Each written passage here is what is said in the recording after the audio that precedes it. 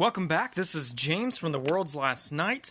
Today we're going to be in chapter 39 of the book of Genesis. We're going to continue the story of Joseph, who, as last time we saw, he was sold into slavery by his brothers and purchased in Egypt by a man named Potiphar. We're going to find out that Potiphar is an officer to Pharaoh, and so he is highly regarded. And we're going to see what happens to Joseph in slavery. And you might think things could not get worse for him, but by the end of this chapter, you're going to see they indeed could. So here we go, verse 1. Now Joseph had been taken to Egypt. An Egyptian named Potiphar, an officer of Pharaoh and the captain of the guard, brought him from the Ishmaelites who had brought him there. So he's the captain of the guard to Pharaoh, which probably means that he is the leader of the bodyguard. So he's actually very highly exalted within Pharaoh's entourage. Now, interestingly enough, the word officer there is actually in Hebrew eunuch. Now, a eunuch is someone who was castrated very young, and typically in certain positions in a royal house, you'll have eunuchs serving so that they are one-track minded about their servitude. They're not distracted to being married or whatever. I mean, it's not a good practice. Like, you shouldn't do that to people. But I'm just explaining what it was. And specifically, like if you had a harem, which would be like a group of concubines, and back then, actually, I guess there's still harems that exist today in certain countries. In any case, you would have eunuchs watch after them, because you could trust that there wouldn't be any funny business with the eunuch. This word, though, eventually became sort of slang and for officer, because so many people who surrounded Pharaoh were eunuchs, but eventually that doesn't mean that every officer was one. I'm trying to say is that it evolved, the role evolved where it wasn't just eunuchs serving, but the name stuck and it got translated into a different meaning of just officer. So we don't know if Potiphar was a eunuch or not. He is married though, and we can talk about that later. But just little fun facts about officers under Pharaoh. Okay, verse 2, the Lord was with Joseph. Now that's a recurring theme you're going to see a lot. And he became a successful man, serving in the household of his Egyptian master. So even though Joseph is a slave, he is successful at serving. He has taken lemons and made lemonade out of it. And even in his extremely lowly position as a bond servant, he is doing it with what you and I would consider a Christ-like attitude, with great integrity. So God is blessing him, and he is becoming successful even as a slave. When his master saw the Lord was with him, and that the Lord made everything he did successful, Joseph found favor in his master's sight and became his personal attendant.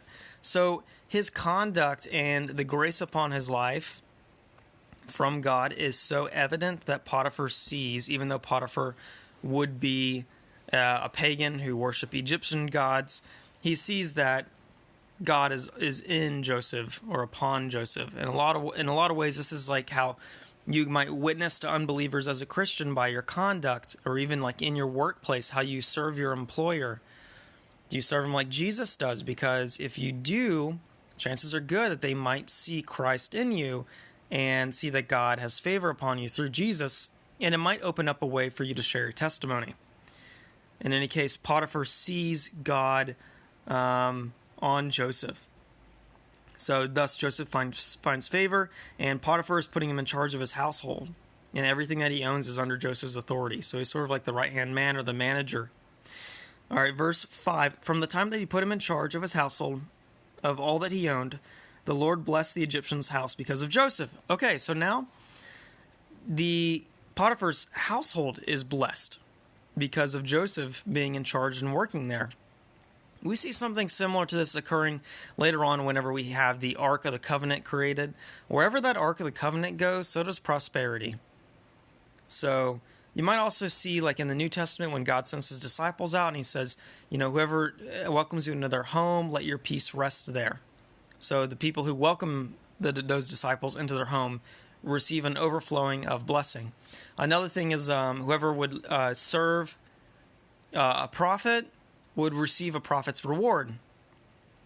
So there's this idea that just by being around and interacting with people that have God's anointing and favor upon them, that blessing will spill over to you.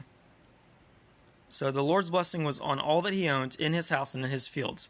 He left all that he owned under Joseph's authority. He did not concern himself with anything except the food he ate, which means he trusts Joseph completely. Now, Joseph was well built and handsome. So keep in mind, guys, there's only like 3 men in the entire Bible that are noted for their attractiveness. Joseph is one of them. I think King David is another.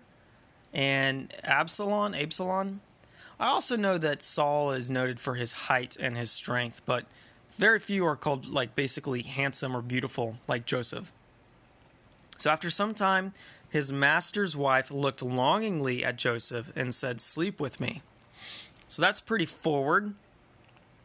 So Potiphar's wife wants to sleep with Joseph. And that's going to be an issue for Joseph because he doesn't want to sin. He's one of the brothers that isn't really desirous of paganism and sinning and wants to please God. So, a couple things. The entire time Joseph is in slavery is 11 years. So we don't know how many years into his service that this occurred. You could imagine that possibly she would have been throwing herself at him for quite some time, trying to wear him down, and is very forward about wanting him to sleep with her because she finds him attractive. Verse 8, but he refused and said to his master's wife. So he's going to give a laundry list of reasons. "Look, my master does not concern himself with anything in his house, and he has put all that he owns under my authority. No one in this house is greater than I am. He has withheld nothing from me except you, because you are his wife. So how could I do such a great evil and sin against God?" Notice his wording here. He didn't say sin against Potiphar. He said sin against God. So Joseph has a right understanding that when you sin against someone who is made in the image of God, you are actually sinning against God. And God takes it personally, and he is holy, and he can't have anything to do with sin and unholiness and unrighteousness. And so Joseph has a right worldview in this regard, and he's basically explaining to Potiphar's wife, I can't do this evil thing because it's going to be the sin against my God, and likewise, look at how Potiphar has blessed me. I'm not going to now curse him. So verse 19, although she spoke to Joseph day after day, he refused to go to bed with her.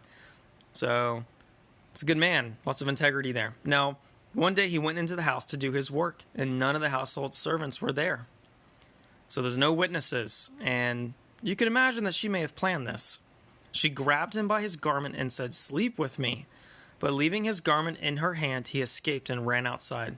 So his response to her coming on so strongly, actually, in a sense, I guess, trying to force herself upon him, is to run away. And he loses his outer garment in the process, so he's running away buck naked. He would rather face that kind of shame than the shame of sinning.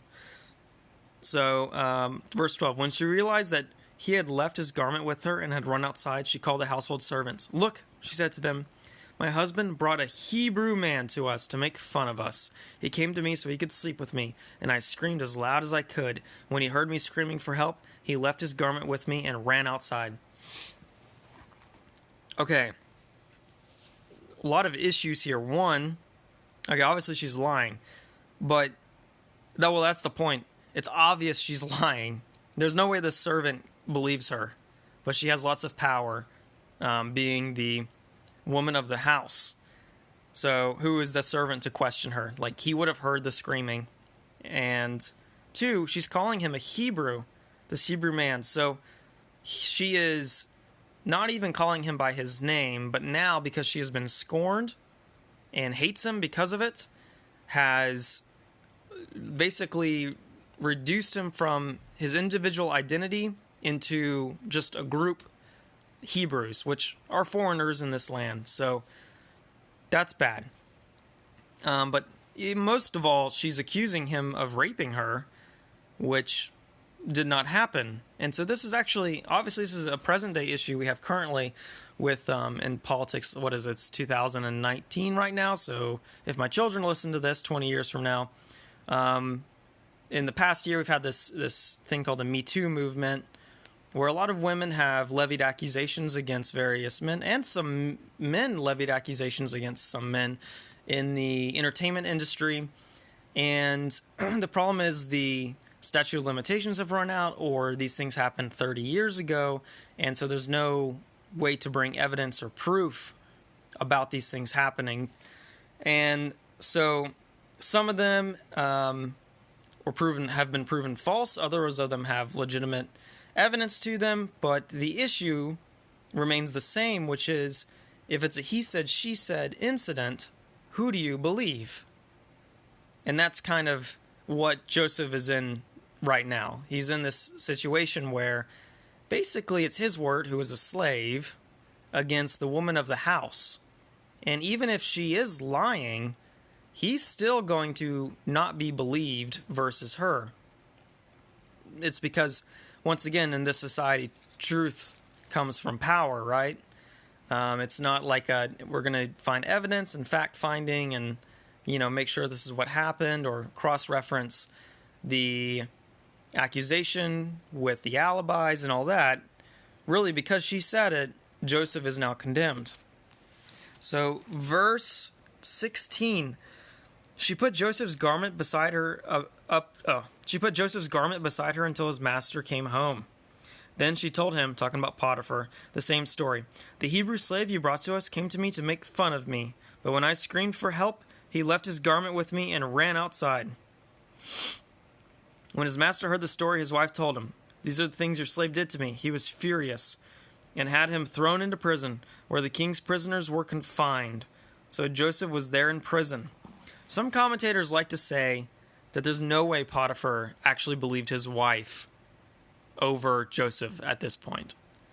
Other people like to point back to the fact that Potiphar could have been a eunuch, and which would give some reason for this woman trying to find intimacy elsewhere. Even so, that's not a reason to sin. It's like when after your wife gives birth, you can't be intimate for several weeks. Well, it doesn't mean that you now have some sort of right to go and find intimacy elsewhere. So either way, it's not like she has a good excuse, but for sinning, because really there's no good excuse for sinning. But some people like to say that there's no way Potiphar actually believed her. He would be more upset at the fact that he's losing his best servant, because these accusations have been made, so his hands are tied. He can't be seen as unjust or uncaring towards his wife. Might make hell for his marriage if he doesn't take her side. And so Joseph is going to prison, but he's going to prison because he still has mercy on Joseph, or believes that Joseph did not commit this crime.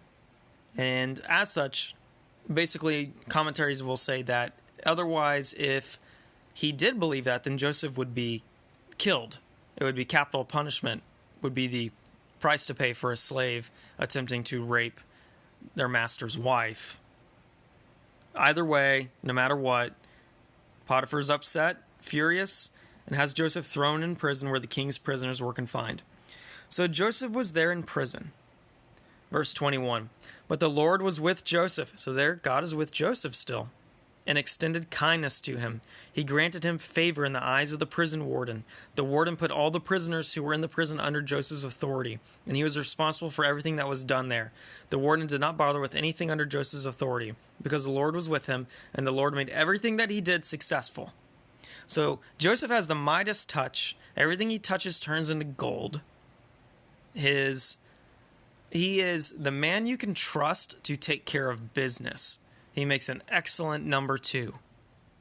And he would probably make an even better number 1 if he was given the chance. But he has been a slave. Now he is a prisoner in a foreign land. Things keep getting worse. But the main thing is that God is still with him. And so long as God is with him, he's going to continue to be successful no matter where he finds himself. And that's encouraging for us today, that no matter where you find yourself, whether you're at the lowest point in your life or the highest, if you're a Christian, you have the indwelling Spirit inside you. God is with you. And if you just press into him, he's going to give you the ambition and the joy you need to be successful in the space you are at. Remember, he gives people talents, treasure, time, and he expects them to steward it correctly. Well, if you follow his wisdom and you stick closely to him, you're going to. And so whether you're blessed with 1 coin or 10 coins, the idea is that you do the best with what you have. And so Joseph is doing the best with what he has, whether he's a servant or a prisoner. And God's blessing him. And his integrity makes him a pillar in his community, whether he is, once again, a slave or a prisoner.